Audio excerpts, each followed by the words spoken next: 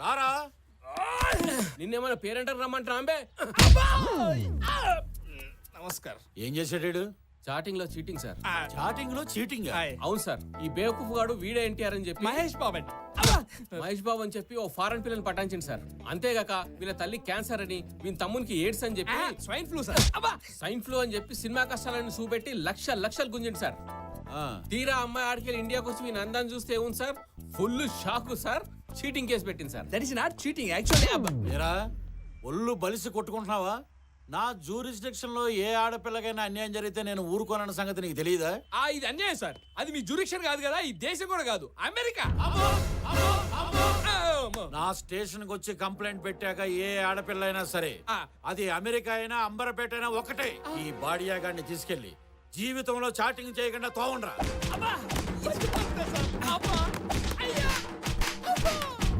పదండ్రా. మరి అమ్మాయికి ఇంకా సరిపోలేదు.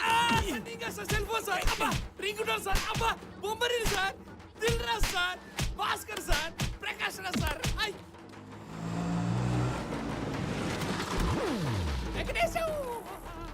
ఇక్కడ ఉన్నా వింటరా? యమ కొట్టుడు కొట్టారా? ఎస్ఐ గారు ఏంటి సార్ మా వాడిని ఎలా తీసుకొచ్చారు? ఏమైంది సార్ అసలు? ఈడొక పెద్ద ఇంటర్నేషనల్ క్రిమినల్. ఆ ప్రూఫ్ ముందే క్రిమినల్ ఏదో తెలియక చేశాడు, వదిలేండి సార్. ఇంత చేసిన ఇంకా లవ్ ఏందో. ఏమైందిరా? వీడిని వదిలేమంటుంది. ఏ వీడిని అది చాలా డీప్ గా లవ్ చేసిందట. వీని అందం చూసి కాదు, గదేంది ఆత్మను చూసి. ఆత్మగా సార్, మనసు. మనసును చూసి ప్రేమించిందంట. కోపం మొత్తం పోయిందట. కేసు విత్డ్రా చేసుకుంది. ఎస్ఐ గారు నన్ను నమ్మండి సార్, మళ్ళీ ఇలా జరగకుండా చూసుకుంటాను. నిన్నటి వరకు లవ్ అన్నావు, ఇప్పుడేమైంది? ఇదిగో నువ్వు అనవసరంగా ఇన్వాల్వ్ అవ్వకు. నేను అమెరికా పిల్లని పెళ్లి చేసుకోను. ఏ రాగం? ఏ రోగం పెట్టి నేను మహేష్ ఫోటో పెట్టినట్టే అది ఈ అమ్మాయి ఫోటో పెట్టిందిరా. Jennifer Lopez. నువ్వు గుర్తుపెట్టావా? నేను గుర్తుపట్టలేదురా. వచ్చిన ఫోటో ఇది కాదు, అదిగో. Darling, please marry me. Darling, please marry me. మన ఇద్దరి గురించి చెప్పు.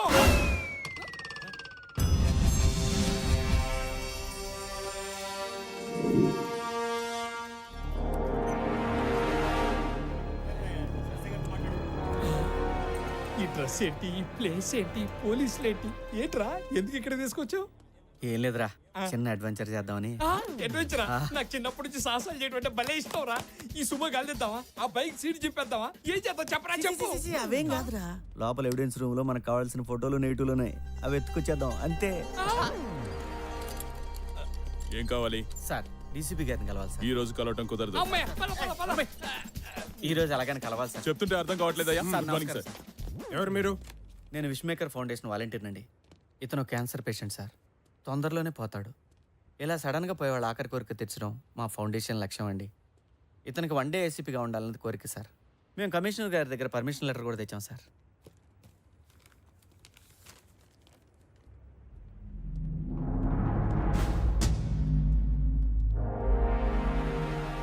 సార్ వీళ్ళిద్దరు ఈ రోజంతా ఇక్కడే ఉంటారు. ఈ రోజుకి ఇతనే నీ కేసీపీ. ఈ ఒక్కరోజు ఏ పోస్ట్ లో ఉంటే ఆ పోస్ట్ లో ఉండడం మంచి ఉందిరా పోయి. నాకు ఇంకా ఛాన్స్ వస్తే హోమ్ మినిస్టర్ అయ్యి నాకు నేనే ప్రమోషన్ ఇచ్చుకొని ఎస్ఐ పెట్టండి. What an idea sir ji. ACP గారి ప్లేస్ అంతా చూస్తారని చూపించమ్మా. ఈ స్ట్రాంగ్ రూమ్. ఓహో బాగుంది. ఆగుర్రి, ఇది రికార్డ్ రూము, ఇది ఎవిడెన్స్ రూము, ఇది మా డీసీపీ గారి రూము. సూపర్ గా. ఇలా వెపన్స్ ఉంటాయి. ఆహా,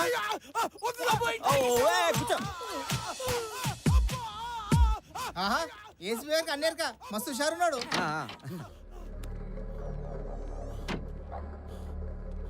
పనంతా నేనే చేయాలా? గంట సేపటి నుంచి కొట్టి కొట్టి చేతులు పడిపోతున్నాయి. మళ్ళీ షురూ చేసిర్రు. అంత ముందు గంట సేపు నేను కొట్టాను కదా, ఎవరు చేసే పని వాడు చేయాలి. నువ్వు కొట్టింది వాడిని ఐస్ మీద పడుకోబెట్టి, కింద ఉంటాడు కాబట్టి అది చాలా ఈజీ. ఇప్పుడు ఆయన పైన కట్టేసి కొడుతున్నాను. కొట్టి కొట్టి ఒళ్ళు హోనమైంది. అయినా నిన్ను కాదు, సైకిల్ దొంగని ఈ రేంజ్ లో కొట్టమని ఆర్డర్ చేసిన ఏసీపీ అనాలి. అదంతా నాకు తెలీదు. సీనియర్ ఊకే ఇట్లా కొట్లాడితే ఎట్లా? అరే మలిగా నువ్వు అద్దగంట కొట్టుపో. సైకిల్ దొంగతనం చేసినందుకే వాళ్ళు చైన్ తెప్పారు. నువ్వేమో టాస్క్ ఫోర్స్ లో దొంగతనం అంటున్నావు. ఏం కాదులే. నీకేం కాదు, నాకే కర్మ కర్మ. గాంతో లొల్లేందుకే నీకు? నువ్వు ఒక బీపీ గోలేసుకో. ఏడివేరీళ్ళు డబ్బాలు ఉన్నాయంట్రా, వీటిలో ఎక్కడ నెతకాలి?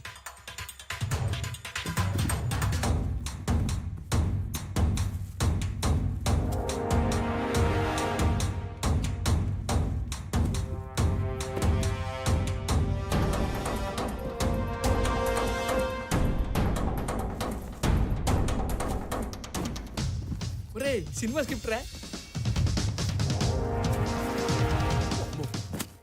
ఒరే ఇలా అయితే రోజంతా ఎదిగినా కష్టం రా. 2010 2009 లేదురా, వీటిలో ఉండదు. ఎందుకంటే ఈ బాక్సులన్నీ రెగ్యులర్గా ఎవిడెన్స్ కోసం కోర్టు తీసుకెళ్తాడు. ఏదైనా పాత దాంట్లో పెట్టుంటాడు. అంటే ఓల్డ్ ఇయర్ అది కరెక్ట్, ఖచ్చితంగా పాత దాంట్లో పెట్టాడు.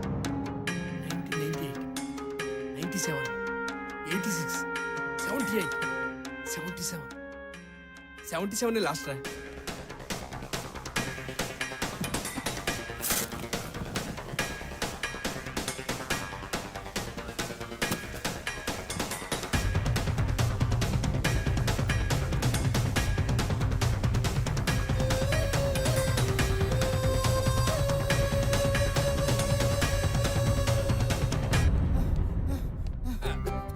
ఏడి వేరా పోయి ఏసీపీ గారు ఈ ఏరియాలోకి బీటుకు వచ్చారు. సరే నడు రే, ఇంకో బ్లాక్ చూపిస్తా.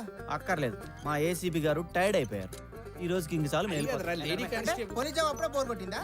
ఇప్పుడు నేను లాయర్ అవుతా.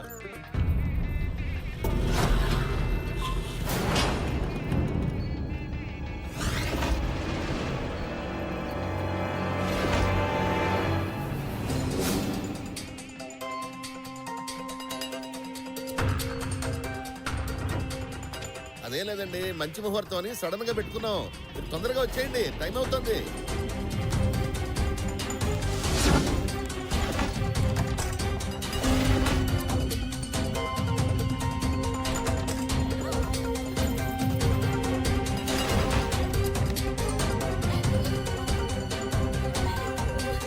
అంజలి,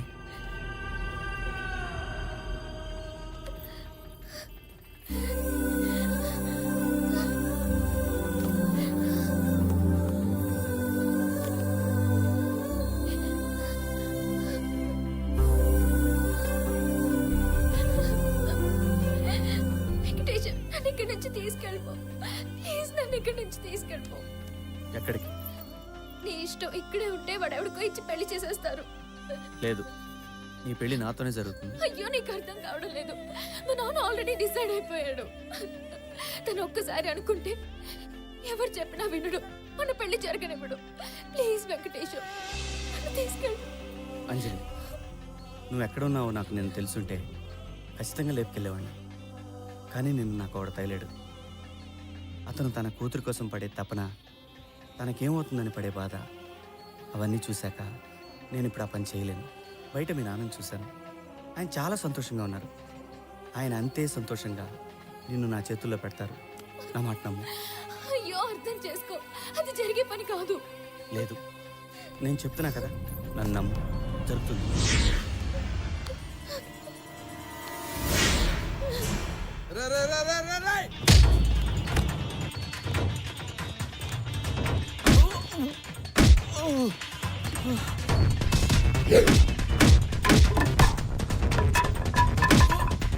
రేయ్, అన్నా, ఏం జరుగుతుంది అక్కడ? ఆ వెంకటేశం గారు వచ్చి కాల్ చేస్తున్నాడు అన్నా. లాక్ రండి రావండి. సార్ సార్ సార్ సార్, నా మాట నమ్మండి సార్. అంజలి అంటే నా ప్రాణం సార్. తను చాలా బాగా చూసుకుంటాను సార్. నా మాట నమ్మండి sir, please sir. Sir sir sir.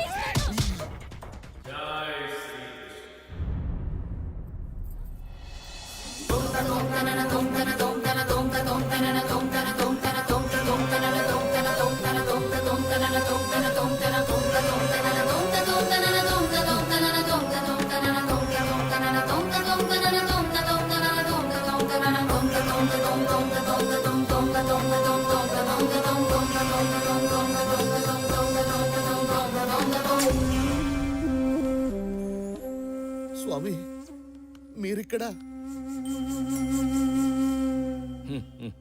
చేసిన తప్పును సరిదిద్దుకుందామని వచ్చాను. మా తప్పటడుగును సరిదిద్దే మీరు తప్పు చేయడం ఏమిటి స్వామి?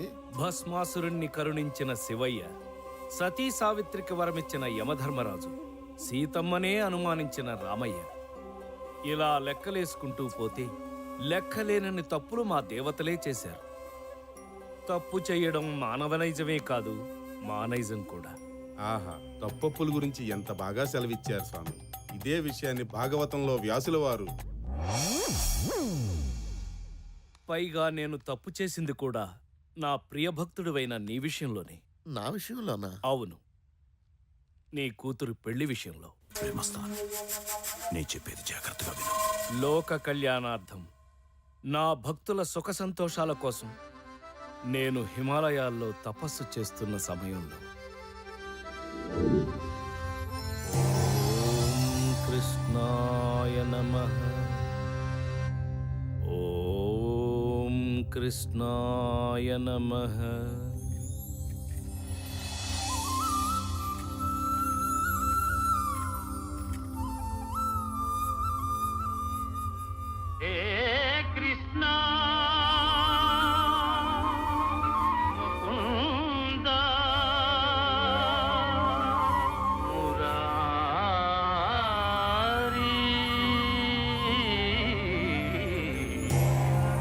కృష్ణ, ఎలా ఉన్నావు మిత్రమా? నీకు దూరంగా ఉన్న నేను ఎలా ఉంటాను చెప్పు? ఏదో ఇలా ఉన్నాను. బాధపడక మిత్రమా, ఇకపై నాతోనే ఉందువు గాని. పద, వైకుంఠానికి వెళదాం. ఆ రోజు ఎంత గమ్మత్తు జరిగింది. తిరిగి చూస్తే గొడవ పెట్టిన వసంతుడు లేడు, అన్న బలరాముడు లేడు. నువ్వేమో జారుకున్నావు, నేనొక్కడినే ఇరుక్కున్నా. గుర్తొచ్చింది. ఆ తర్వాత యశోదమ్మకు వచ్చిన పిచ్చి కోపానికి నాకెంత భయమేసింది. ఎంతైనా తల్లి ప్రేమ. ప్రేమంటే గుర్తుకొచ్చింది. శివప్రసాద్ నీకు తెలుసు కదా? శివప్రసాద్ అంటే అదే కృష్ణ, నా ప్రియభక్తుడు. అతని కూతురు ఎవరినో ప్రేమించిందంట. పెళ్లి చేసేయమంటారా అని అడిగాడు. నేను కూడా చేసేయమని అన్నాను. ఆ తర్వాత ఆ అమ్మాయి భవిష్యత్తు కనిపించింది. అసలు ఏమీ బాగోలేదు. అందుకే నేనే వద్దన్నాను.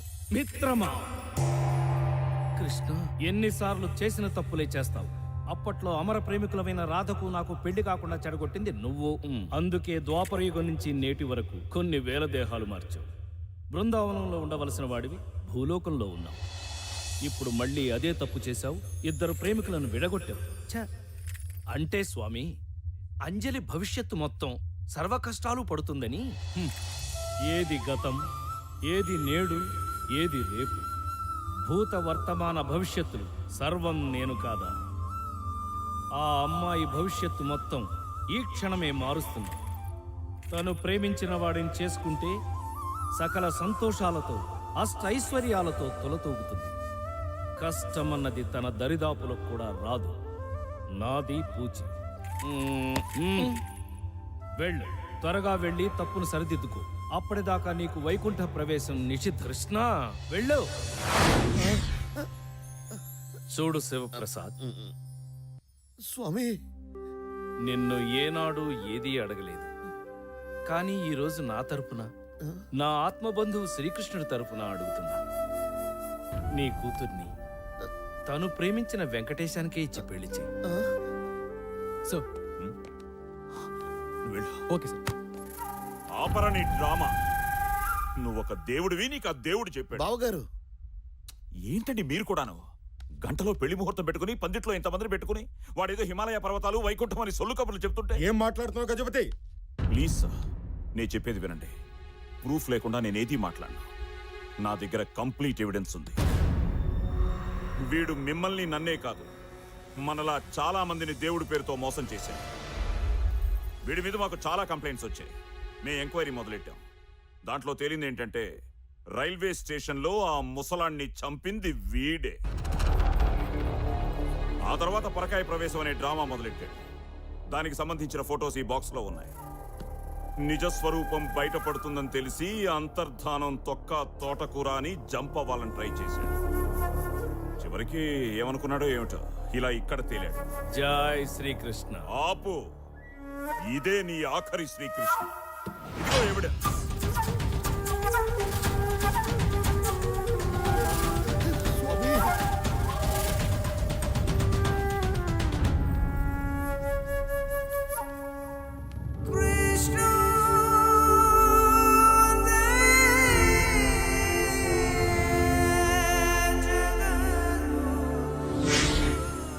అదేంటి స్వామీజీ, తావీజ్ మహిమ.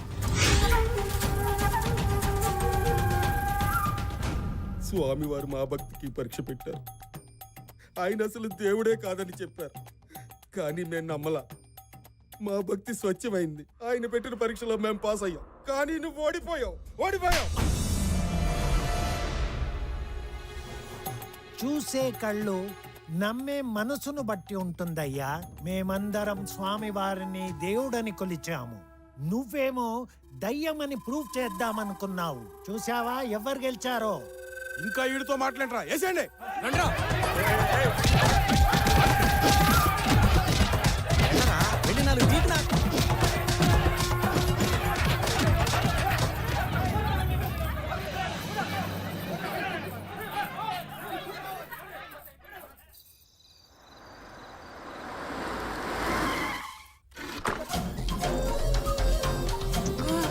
స్వామి అది నేనేరా. రా.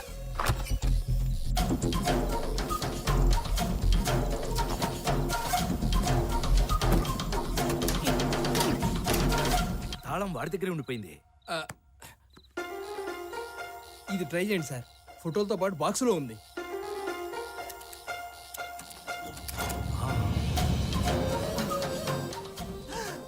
బ్యాంకులో కన్నా బాబాల దగ్గరే డబ్బు ఎక్కువ ఉంది.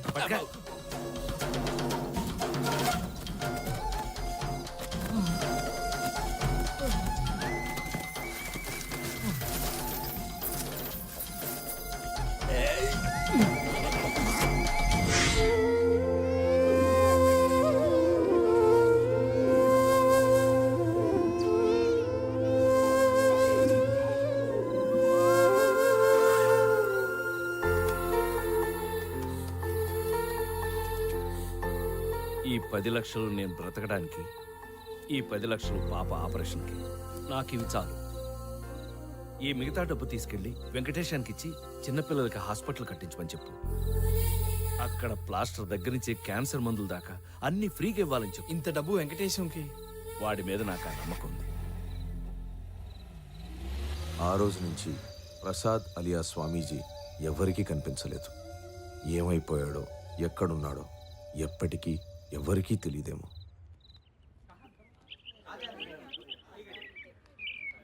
एकदम फ्रेश है साहब.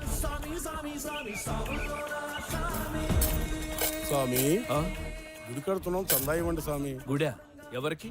ఈ దేవునికే స్వామి. ఎవరితను? ఆయన తెలియదా స్వామి?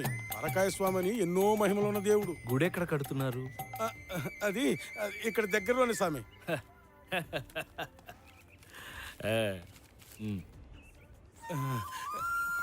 స్వామి దామ్. నాన్న, వాళ్ళకి ఎందుకు నాన్న అన్ని డబ్బులు ఇచ్చావు? నీ ఆపరేషన్కి డబ్బులు ఇచ్చింది ఆ దేవుడే నమ్ము.